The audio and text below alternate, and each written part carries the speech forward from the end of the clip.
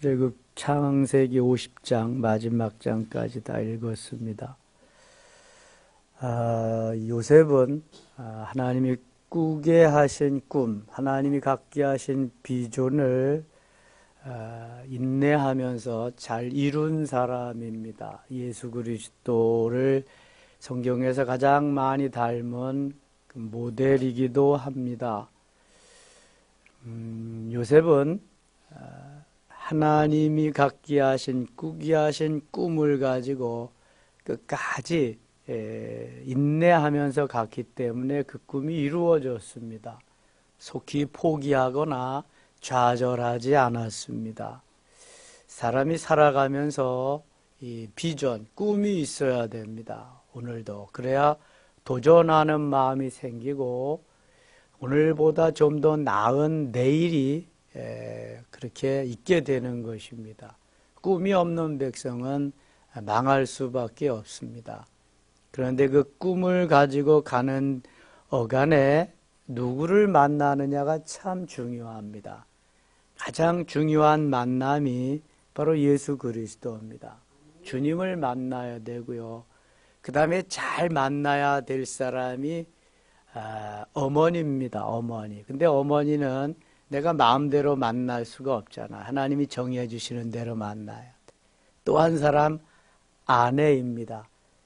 인생에 자기의 꿈을 펼칠 수 있도록 자기를 만들어 줄 수 있는 사람 아내입니다. 아내. 그 다음에 또 한 사람이 있는데 선생님입니다. 지도자. 누구를 만나느냐.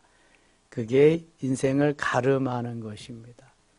그리스도를 만나지 못하면 아무리 잘 만나도 그거는 다 허황된 거고요. 그 다음에 어머니나 아내나 선생님을 잘 만나면 그 꿈을 잘 펼쳐나갈 수가 있습니다. 조만식 장로님은 주기철 목사님이라고 하는 좋은 지도자를 만났어요. 반대로 주기철 목사님은 학생 때에 조만식 장로님이라고 하는 위대한 스승을 만났어요. 그래서 그것이 끝까지 이어져서 나중에는 스승임에도 그 스승은 장로로, 그 제자는 목사로, 그래서 대한민국 교회를 이끌어가는 위대한 지도자들이 되었지요. 좋은 만남입니다. 이렇게. 그 대우그룹을 이룬 김우중 씨는 고등학교 1학년 때 이석희 선생님이라고 하는 좋은 선생님을 만나서 그의 위대한 꿈을 펼칠 수 있었던 것입니다. 오늘 본문의 요셉은 바로 먼저 하나님을 만났고요. 그 다음에 바로 왕을 만나서 그 꿈을 이룰 수 있었어요. 바로 왕 역시 요셉이라고 하는 히브리 청년을 만났기에 그는 아무런 능력도 재능도 없지만 요셉이 다 해주는 것 같다가 그는 누리기만 했어요. 요셉은 어제 47장 거기 보면은요, 한 푼도 자기의 것으로 갖지 않습니다. 모든 것을 다 바로의 지분으로 만들어서 바로에게다가 다 갖다 바칩니다. 그래서 백성들이 농사를 지어서 소득의 5분의 4? 백성들이 농사를 지어가지고 다 바로에게 갖다가 바치게 하는데요. 5분의 4를 갖다가 자기들이 쓰고 5분의 1을 바로에게 바치게 합니다. 5분의 1. 47장 24절 한번 보세요. 23절. 요셉이 백성에게 이르되 오늘 내가 바로를 위하여 너희 몸과 너희 토지를 샀노라. 여기 종자가 있으니 너희는 그 땅의 뿌리라. 추수의 5분의 1을 바로에게 상납하고 5분의 4는 너희가 가져서 토지의 종자로도 삼고 너희의 양식으로도 삼고 너희 가족과 어린 아이의 양식으로도 삼으라. 우리가 하나님 앞에 11조를 드리는데요. 요셉은 바로에게 5분의 1을 10의 2조를 드리라고 합니다. 20%를. 그래서 무조건 소득의 20%는 다 바로에게 갖다가 바치도록 하고요. 백성들은 그 5분의 4를 가지고 이제 살게 하는 거죠. 이게 모든 것을 바로에게. 바로는 얼마나 좋은 지도자를 만났어요. 요셉이 정권을 다 가지고 모든 것을 요셉이 행하게 하되 그 소유는 바로에게 다. 이것은 우리가 모든 것을 정권을 가지고 다 했어도 소유는 하나님의 것이다. 하나님이 또 우리에게 주시는 것만큼 우리는 사용할 수 있다. 이제 그런 거죠. 내가 했다고 내 것이 아니고 뭐 내가 샀다고 내 것이 아니라 다 하나님의 것이고 하나님의 것을 다만 우리는 관리하는 자다. 이 요셉이 이러한 청지기의 개념, 청지기의 사명을 가지고 일했기 때문에 요셉이 승리할 수 있고 성공할 수 있었던 거예요.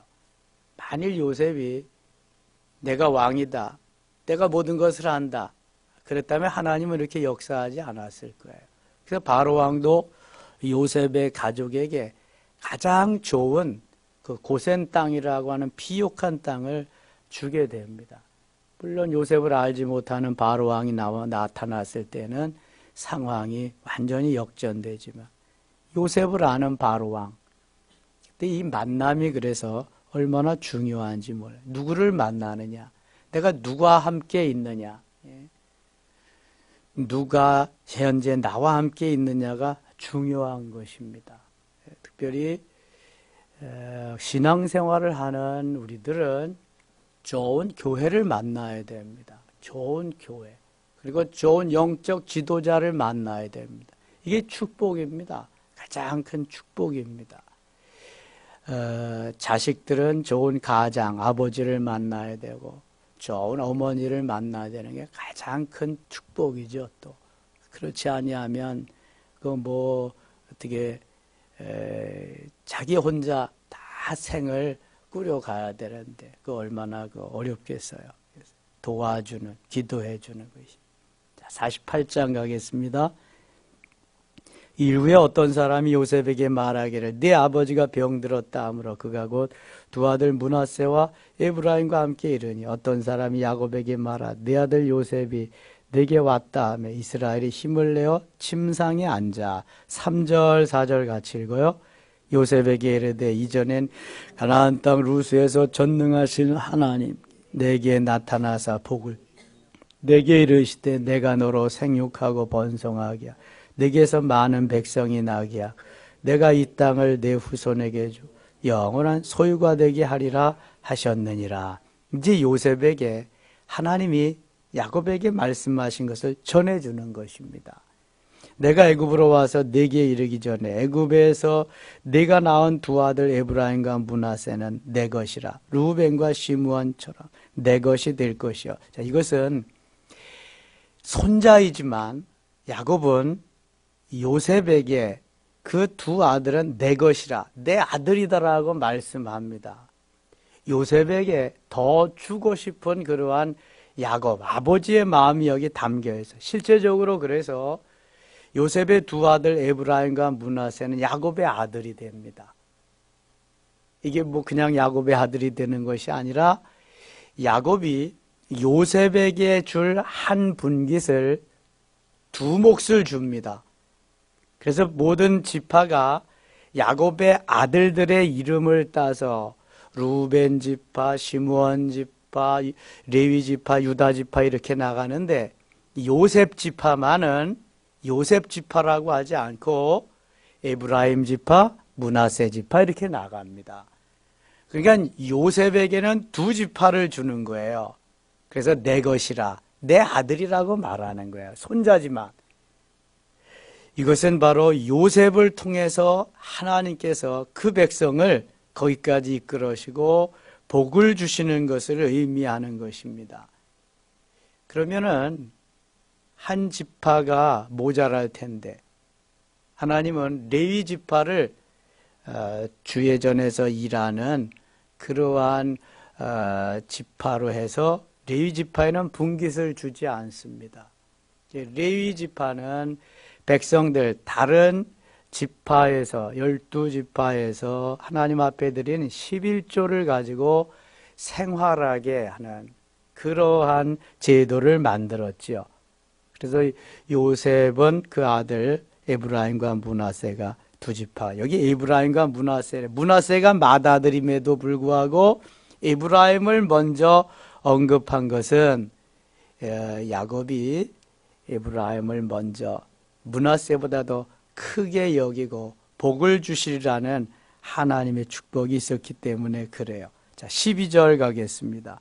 요셉이 아버지의 무릎 사이에서 두 아들을 물러나게 하고 땅에 엎드려 절하고 오른손으로는 에브라임을 이스라엘의 왼손을 향하게 하고 왼손으로는 므낫세를 이스라엘의 오른손을 향하게 하여 이끌어 그에게 가까이 나가매.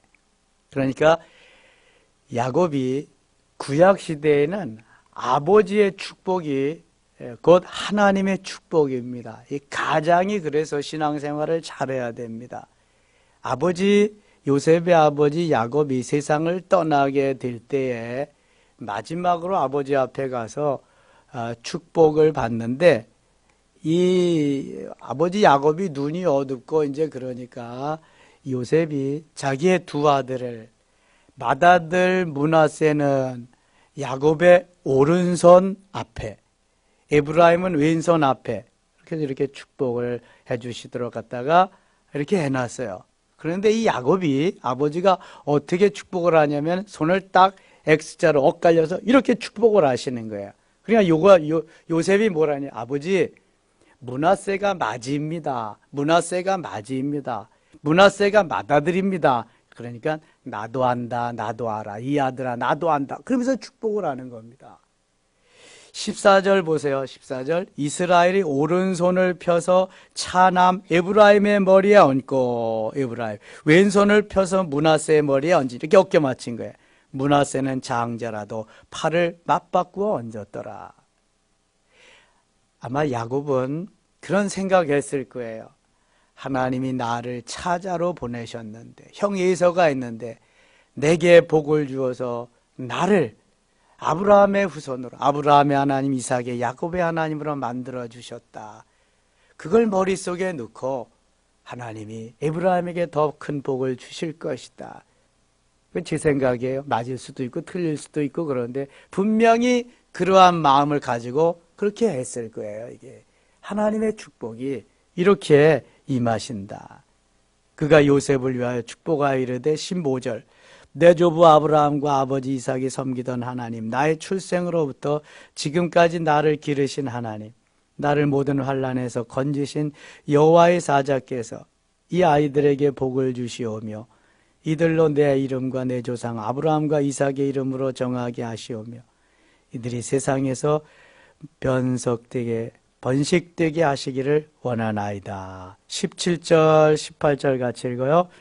요셉이 그 아버지가 오른손을 에브라임의 머리에 얹은 것을 보고 기뻐하지 아니하여 아버지의 손을 들어 에브라임의 머리에서 므낫세의 머리로 옮기고자 하여 그의 아버지에게 이르되 아버지여 그리 마옵소서 이는 장자인 오른손을 그의 머리에 얹으소서 하였으니. 아니 여기 아버지 요셉은 바로 자기가 낳은 아들들이 누가 맏아들이고 누가 둘째 아들인지 다 아는데 아버지가 이렇게 바꾸어서 하시니까 혹시 아버지가 나이 많이 드셔서 뭐 좀 잘 판단을 잘못하신 줄 알고 다시 똑바로 아버지 이 므낫세가 맏아들입니다. 에브라임이 둘째입니다.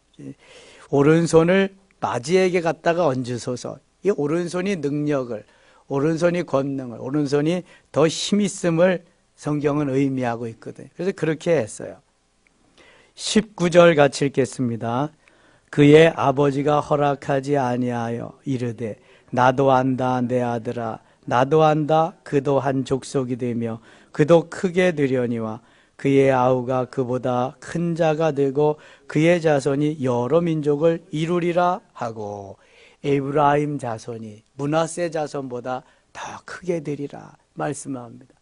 사실이요 솔로몬의 아들 르호보암 시대에 유대 나라가 나누어집니다. 북이스라엘과 남쪽 유다. 북이스라엘은 10지파가 가서 이루고요.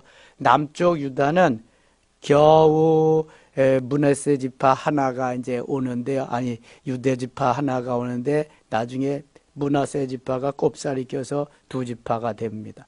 북쪽 이스라엘은 10지파, 엄청난 세력을 이루는데 거기에 주도적인 지파가 어느 지파인지 아세요? 에브라임 지파입니다. 에브라임 지파에서 여로보암이라고 하는 사람이 나서 북이스라엘의 초대 왕이 됩니다. 솔로몬의 장수였지, 부하였지만. 지금 야곱이 예언한 대로, 말한 대로 그대로 다 되는 것입니다. 얼마나 중요한지 몰라. 가장의 축복, 아버지의 축복을 하나님이 하시는 거예요. 지금 나도 안다, 내 아들아, 나도 안다. 그의 아우가 그보다 큰 자가 되고 그의 자손이 여러 민족을 이루리라. 그 아버지 야곱의 축복대로 그대로 다 이루어졌지. 그날에 그들에게 축복하여 이르되 이스라엘이 너로 말미암아 축복하기를 하나님이 내게 에브라임 같고 므낫세 같게 하시리라 하여 에브라임을 므낫세보다 앞세웠더라. 사실 차자가 장자보다 더 앞서가는 경우도 있지요. 삼성그룹도 그 아들 맏아들, 둘째 아들 다 제쳐놓고 이병철 씨가 이건희 셋째 아들을 후계자로 삼은 거 보세요. 엄청난 일을 이루었지요.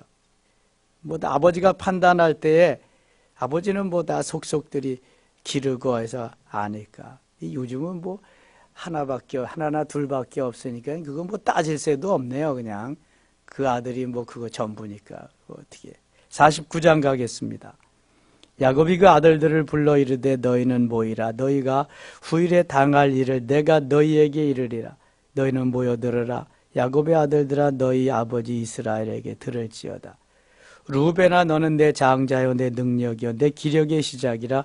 위풍이 월등하고 권능이 탁월하다마는 이 루벤이 장자로서 정말 월등한 면이 있다는 거예요. 물의 끓음 같았은즉 너는 탁월하지 못하리니 내가 아버지의 침상에 올라 더럽혔음이로다. 그가 내 침상에 올랐었도다. 이 야곱의 서모를 야곱의 이 루벤의 서모 비로 통간을 한 그러한 사실을 지금 야곱이 루벤에게 말하는 것입니다. 그래서 루벤을 제쳐놨습니다. 둘째 아들 시므온과 셋째 아들 레위는 형제요 그들의 칼은 폭력의 도구로다. 내 호나 그들의 모에 상관하지 말지어다. 내 영광아 그들의 집회에 참여하지 말지어다. 그들이 그들의 분노대로 사람을 죽이고 그들의 혈기대로 소의 발목 힘줄을 끊었음이로다. 이것은 야곱이 바단 아람에서 외삼촌의 집에서 모든 것을 이제 다 소유를 이끌고 돌아올 때에 세겜의 숫곳이라는 데에 거기다가 장막을 치고 세겜에서 그의 유일한 딸 디나가 세상 구경을 하러 나갔다가 세겜의 추장 하몰의 아들 세겜에게 강간을 당하게 됩니다. 그래서 야곱의 둘째 아들 셋째 아들 시므온과 레위가 괘씸하게 여겨가지고 가서 조약을 맺고 너희들이 다 할례를 받으면 우리가 사돈관계를 맺겠다. 내 동생을 내 누이를 주겠다. 그래서 할례를 행한 그 셋째 날 가장 아파할 적에 가서 남자들 다 살해하고 거기에 소유를 빼앗아 와서 그거 말하는 것입니다. 지금 야곱이. 그래서 거기에서 더 이상 있을 수가 없어가지고 이제 철수해 오게 되고 하나님이 너는 이렇게 살 때가 아닌데 너는 여기 있을 군번이 아닌데 베델로 올라가라. 그래서 베델의 하나님을 그때부터 또 찾게 되는 것이죠. 7절 갑니다. 그 노여움이 혹독하니 저주를 받을 것이요 분기가 맹렬하니 저주를 받을 것이라. 내가 그들을 야곱 중에서 나누며 이스라엘 중에서 흩으리로다. 8절 같이 읽겠습니다. 유다야 너는 내 형제의 찬송이 될지라. 내 손이 내 원수의 복을 잡을 것이요 내 아버지의 아들들이 내 앞에 절하리로다. 이 유다라고 하는 들을 주목해 봐야 됩니다. 요셉을 팔 때에도 요셉을 구덩이에 넣고 죽이려고 할 때에도 유다의 중재로서 요셉을 애굽에 이스마엘 상인에게 팔게 됩니다. 이스마엘 상인에게 팔게 되어서 보디발 장군의 집에 와서 종살이 하게 된 것이 바로 이 유다의 설득, 유다 때문이지요. 유다는 넷째 아들이지만 그래서 이 왕권, 아버지의 대를 이어받는 것이 바로 혈통을 이어받는 것이 유다에게로 이어집니다. 유다. 9절입니다. 유다는 사자 새끼로다. 내 아들아 너는 움킨 것을 찢고 올라갔도다. 그가 엎드리고 웅크림이 수사자 같고 암사자 같으니 누가 그를 범할 수 있으랴. 10절 같이 읽어요.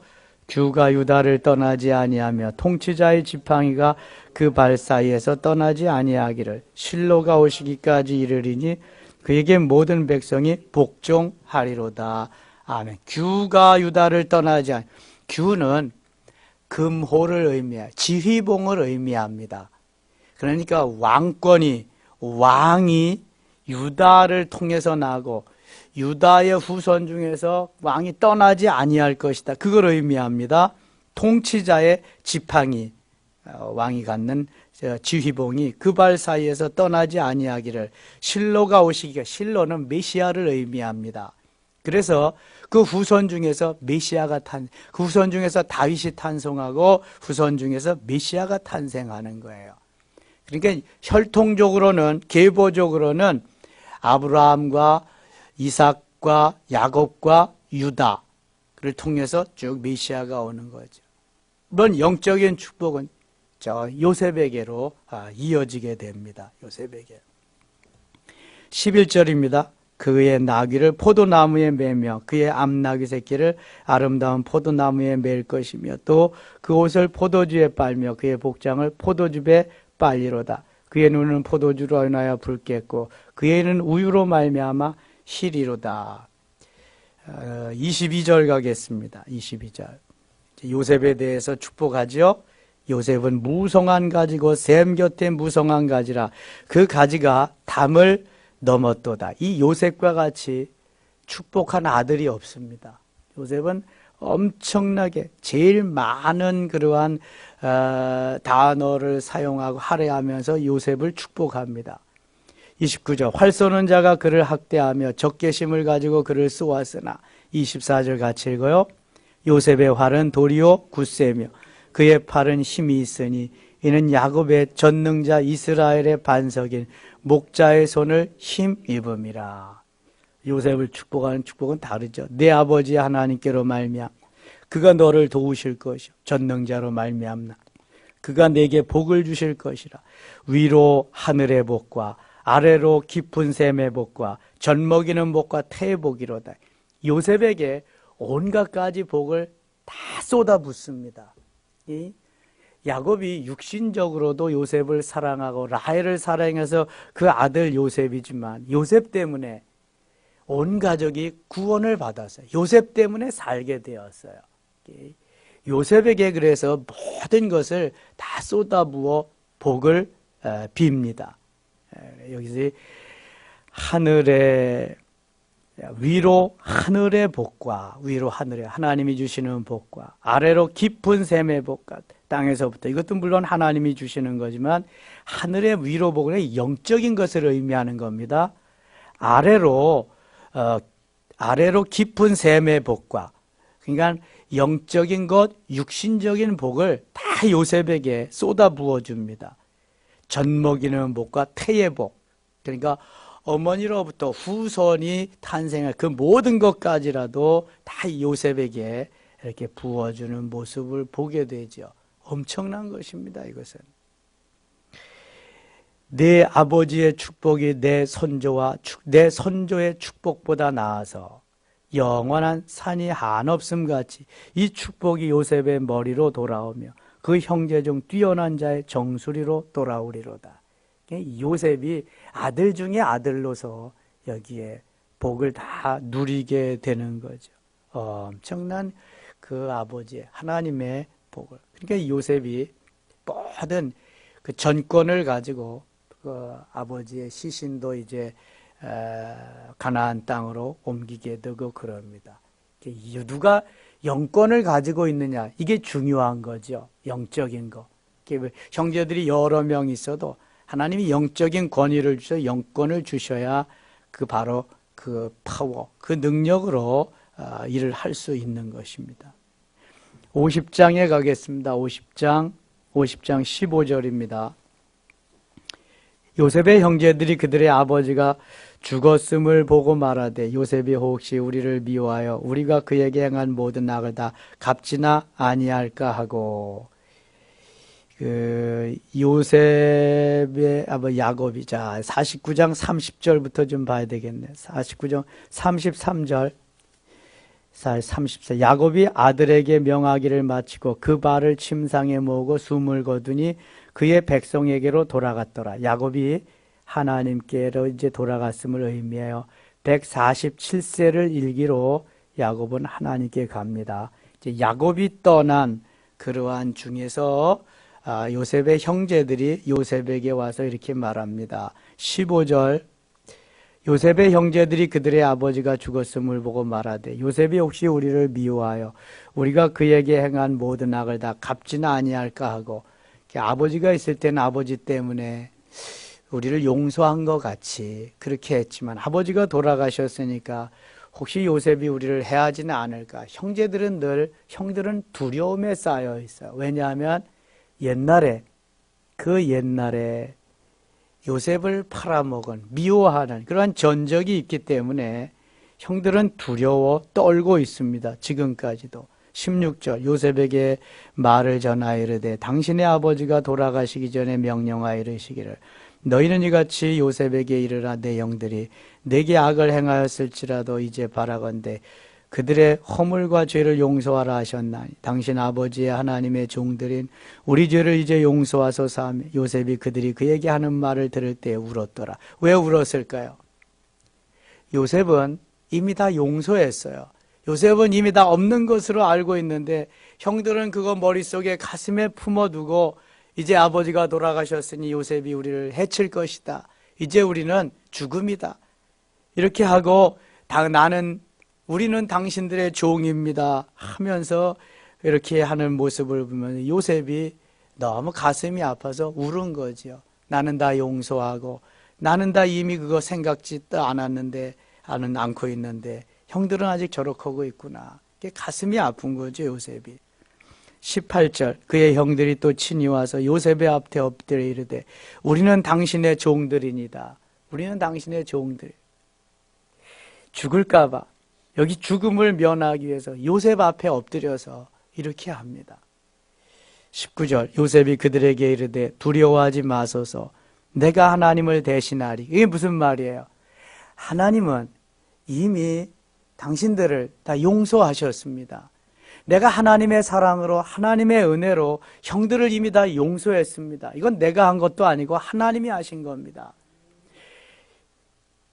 내가 형들보다 먼저 이곳에 온 거, 형들이 나를 팔아먹은 것도 하나님이 이미 하셨다고 내가 하지 않았습니까? 이게 다 하나님의 작품이고 하나님이 행하신 것이지 형들이 한 게 아닙니다. 이미 다 용서하고 끝난 일인데 왜 형님들이 그러십니까? 내가 하나님을 대신할 수 있겠습니까? 요셉이 안타까워서 형들에게 이렇게까지 말합니다. 그러면서 20절 같이 읽어요. 당신들은 나를 해하려 하였으나 하나님은 그것을 선으로 바꾸사 오늘과 같이 많은 백성의 생명을 구원하게 하시려 하셨나니. 요셉이 뼈 있는 한마디를 남깁니다. 당신들은 나를 해하려 하였으나. 그렇죠. 죽이려고 그랬잖아요. 요셉을 없애버리라고 했잖아. 꿈쟁이 요셉. 저놈만 없으면 우리가 아버지의 사랑을 받을 수 있는데 그거 하는 거예요. 당신들은 나를 해하려 하였으나 하나님은 그것을 선으로 바꾸사. 그러니까 악을 선으로 바꾸시는 분이 하나님이에요. 안 되는 일도 잘 되는 일로 바꾸시는 분이 하나님이에요. 불통도 형통으로 바꾸시는 일이 그러한 분이 하나님이신 줄 믿습니다. 이 하나님을 믿고 하나님을 따르면은요, 하나님이 우리를 이끌어 가시는 거예요. 요셉의 형들과 같이 그러지 말고 요셉과 같이 하나님을 믿고 의지하고 하나님이 하셨어요. 하나님이 하심에 따라 순종하는 삶, 맡기고 따라가는 삶, 꿈을 가지고 이루기 위해서 인내하는 삶, 얼마나 중요한지 몰라. 21절, 당신들은 두려워하지 마소서. 내가 당신들과 당신들의 자녀를 기르리다 하고 그들을 간곡한 말로 위로하였더라. 참 요셉이 좋은 사람이죠. 그러니까 그리스도의 모형이에요. 모델이에요. 예수님도 저들이 알지 못해서 그렇습니다. 저들의 죄를 용서해 주시옵소서. 죽으시면서까지 십자가상에서 그러한 말씀을 남기신 거예요. 얼마나 다른지 몰라요. 22절, 요셉이 그의 아버지의 가족과 함께 애굽에 거주하여 110세를 살며, 요셉은 너무 조금 살았죠.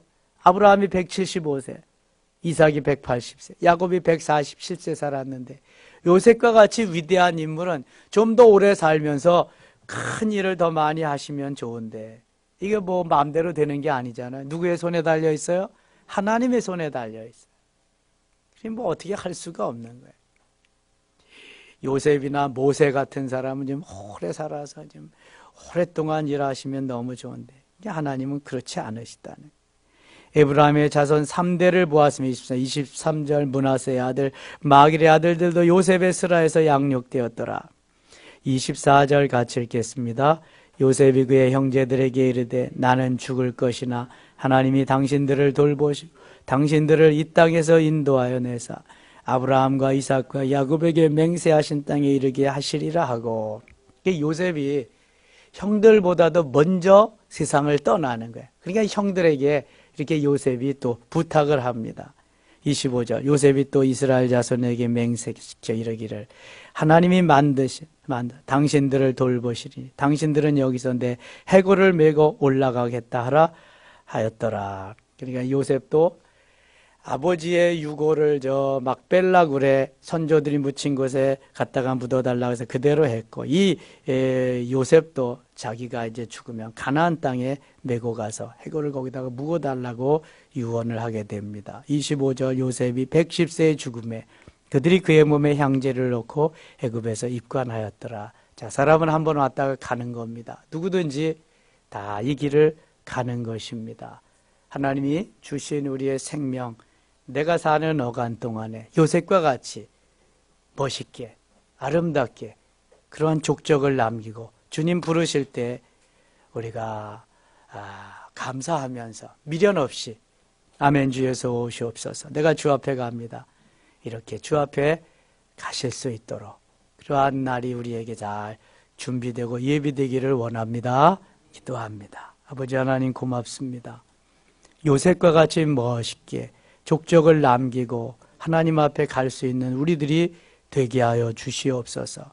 오늘도 요셉과 같이 신실하게 꿈을 가지고 도전하며 성실하게 인내하며 순종하며 갈 수 있는 우리 모두 되게 하여 주시고, 새해에는 반드시 이러한 우리로 바꾸어지게 하여 주시옵소서. 예수님의 이름으로 기도드리옵나이다. 아멘.